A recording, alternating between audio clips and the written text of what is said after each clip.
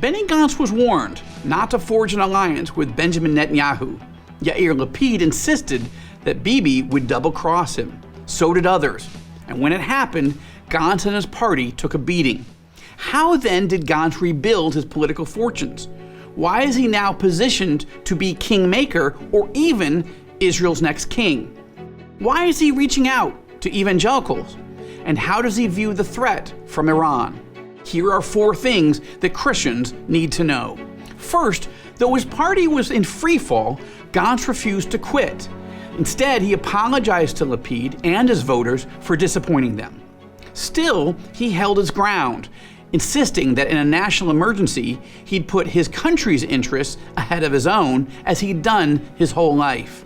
And that rang true with many Israelis. When Lapid formed a government last year, Gantz vowed that he'd learned his lesson and would not be tricked by Netanyahu again. Then, Gantz helped recruit Naftali Bennett, who was also done with Netanyahu. Together, the 3 rebuilt trust step by step. Having reestablished his own credibility, Gantz then recruited 3 more respected leaders to join his team. Justice Minister Gideon Sa'ar, Religious Affairs Minister Matan Kahana, and former IDF Chief of Staff Gadi Eisenkot. Second, as I wrote on All Israel News, Gantz is poised to be kingmaker, possibly king, because both sides need him. There's no way Yair Lapid can remain prime minister without Gantz. But Gantz's price will be steep. He'll insist he serve first as prime minister. If Bibi can't forge a government, he'll also have to seek Gantz's help. Unlikely Gantz agrees, but if he does, Gantz will demand that he, Gantz, serve as prime minister first. In either scenario, Gantz becomes kingmaker and king. Third, Gantz is reaching out to evangelicals. Why? Because he's preparing to be prime minister. When we first met, Gantz asked if I'd brief him on who evangelicals are, why we love Israel, and whether I'd introduce him to evangelical leaders. I readily agreed. And that's precisely why I've continued to meet with Gantz and even brought a delegation of evangelical leaders to meet with him earlier this year, just as I've done with Netanyahu, Lapid, and others. Look, I have no interest in taking sides in Israel's political wars. I'm a journalist, I'm a columnist, I'm not a political activist, not anymore.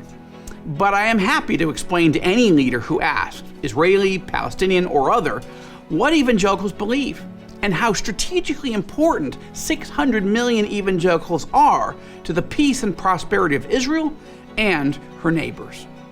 Fourth and finally, if Israel really needs to go to war against Iran, God forbid, few Israeli leaders are better prepared than Gantz. Teddy Roosevelt used to say, "Speak softly and carry a big stick." The phrase applies to Gantz. He is not a dynamic public speaker. In private, though, it's clear he's smart, thoughtful, and ready to listen. When I interviewed him for Enemies and Allies, Gantz made it clear that he's been fighting Iran in the shadows for more than a decade and preparing for a war he prays is never needed. He told me, while I'm very respectful for the Iranian culture and the Iranian people, I'm very much worried with the Iranian regime. But it's not only the nuclear aspect, but it also is the launchers capabilities, missiles capabilities, the regional aggression that we see them basing themselves with different militias in Iraq, in Syria, supporting the Houthis in Yemen. I asked Gantz whether he believes Tehran truly wants to wipe Israel off the map, or are they just talking trash? I cannot allow myself to think it's just rhetoric. He said it, and he's trying to build the measures to be able to do it.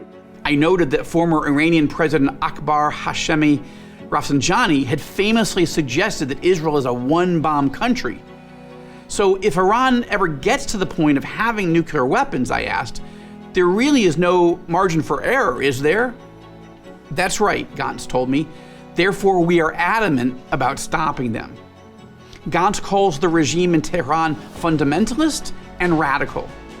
And as the son of Holocaust survivors, Gantz vows to use all the power necessary to prevent the terror masters in Tehran from bringing about a second Holocaust.